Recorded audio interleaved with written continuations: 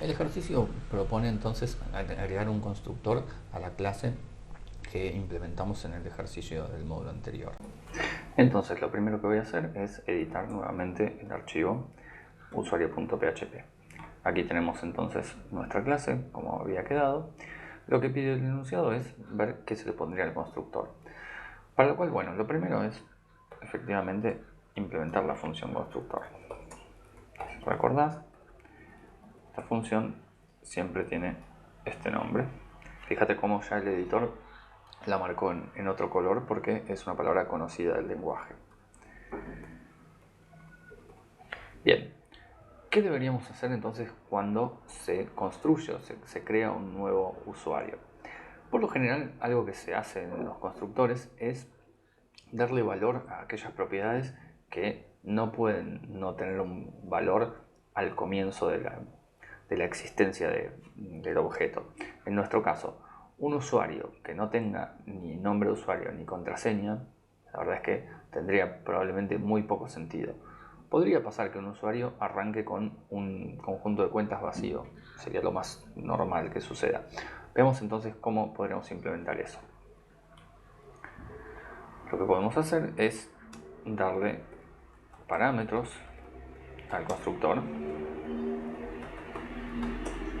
como ser nombre de usuario y contraseña.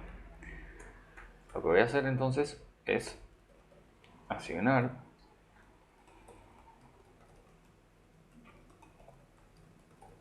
el nombre de usuario que recibí a la propiedad nombre de usuario del objeto.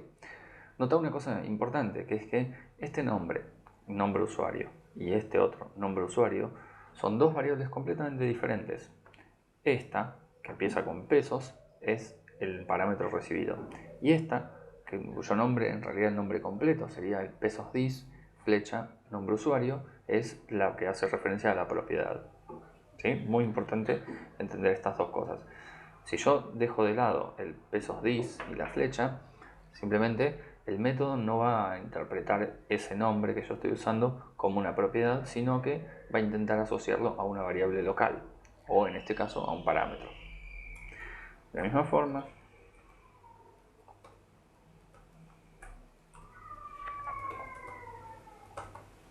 ¿sí? Por último, voy a querer que el conjunto de cuentas se inicialice como un conjunto vacío, para lo cual voy a usar, como de costumbre, los arreglos de PHP. Y voy a decir que el arreglo de cuentas está vacío. Esta es una primera forma de crear este constructor. En un momentito vamos a ver otra que puede resultar un poco mejor. Lo importante es qué cambios debería hacer dentro de la llamada o del uso del objeto para que este constructor tenga algún sentido, digamos. Lo primero que voy a hacer es, para demostrarlo, voy a quitar esta llamada setNombreUsuario y voy a decir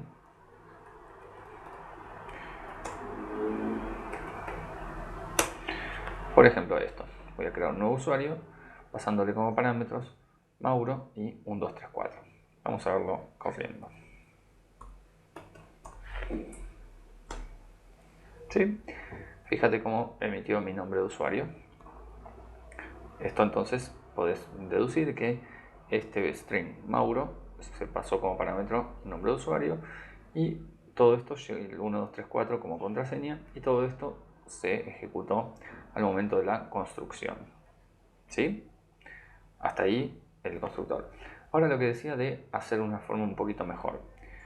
Voy a crear un método que ya debería estar creado, pero no importa.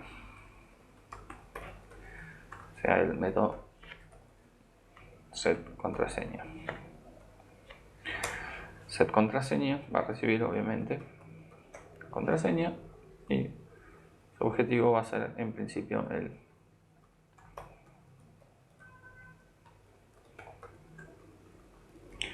asignarlo al objeto. Ahora fíjate una cosa interesante, que es, antes habíamos visto que el nombre de usuario, por ejemplo, si lo uso a través del set, no puede empezar con la letra A mayúscula. Ahora, ¿qué sucede? De esta manera, como está hecho esta llamada, si yo escribo algo como esto, ¿qué va a suceder?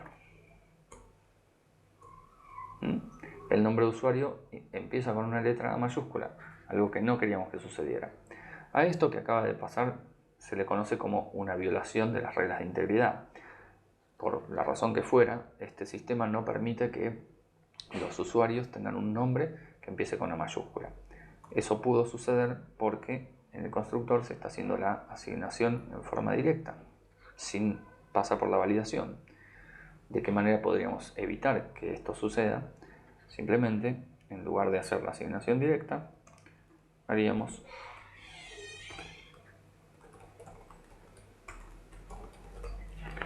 una llamada al método setNombreUsuario.